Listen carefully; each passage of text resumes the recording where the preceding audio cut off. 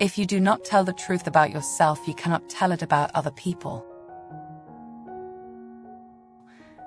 I have lost friends, some by death, others by sheer inability to cross the street.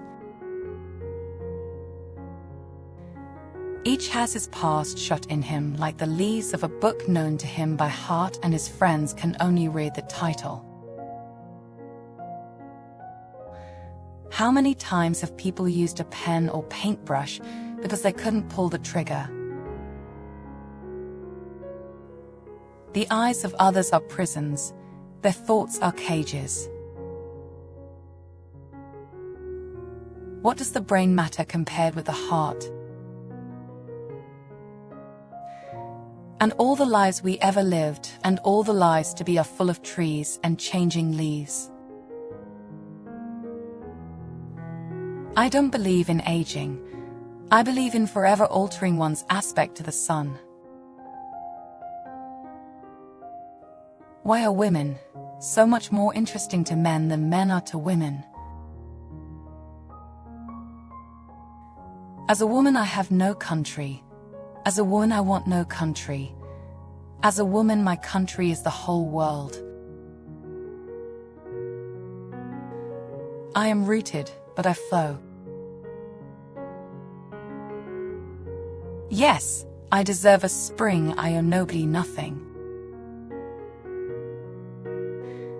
I thought how unpleasant it is to be locked out, and I thought how it is worse, perhaps, to be locked in. I have a deeply hidden and inarticulate desire for something beyond the daily life. As long as she thinks of a man, nobody objects to a woman thinking. The history of men's opposition to women's emancipation is more interesting perhaps than the story of that emancipation itself. Women have served all these centuries as looking glasses possessing the magic and delicious power of reflecting the figure of man at twice its natural size. One cannot think well, love well, sleep well, if one has not dined well. I want to write a novel about silence, he said, the things people don't say. The truth is, I often like women. I like their unconventionality. I like their completeness. I like their anonymity. Blame it or praise it, there is no denying the wild horse in us. I need not hate any man, he cannot hurt me. I need not flatter any man, he has nothing to give me. All extremes of feeling are allied with madness. No need to hurry, no need to sparkle, no need to be anybody but oneself. Anything may happen when womanhood has ceased to be a protected occupation. How much better is silence, the coffee cup, the table. How much better to sit by myself like the solitary seabird that opens its wings on the stake. Let me sit here forever with bare things, this coffee cup, this knife, this fork, things in themselves, myself being myself. I feel so intensely the delights of shutting oneself up in a little world of one's own, with pictures and music and everything beautiful. I need silence, and to be alone and to go out, and to save 1 hour, to consider what has happened to my world, what death has done to my world. When you consider things like the stars, our affairs don't seem to matter very much, do they? There was a star riding through clouds one night, and I said to the star, "Consume me." I am in the mood to dissolve in the sky.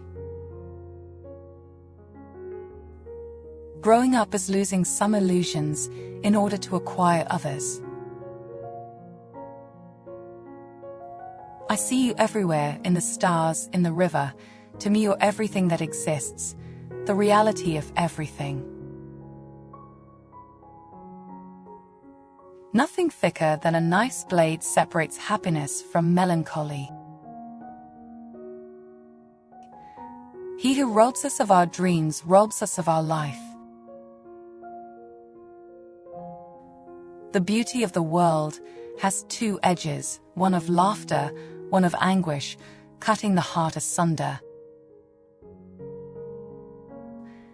Never let anybody guess that you have a mind of your own. Above all, be pure. Why, if it was an illusion, not praise the catastrophe, whatever it was, that destroyed illusion and put truth in its place?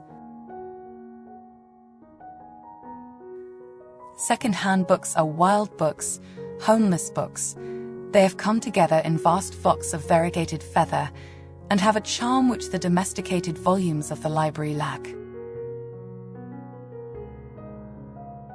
Books are the mirrors of the soul. Lock up your libraries if you like, but there is no gate, no lock, no bolt that you can set upon the freedom of my mind.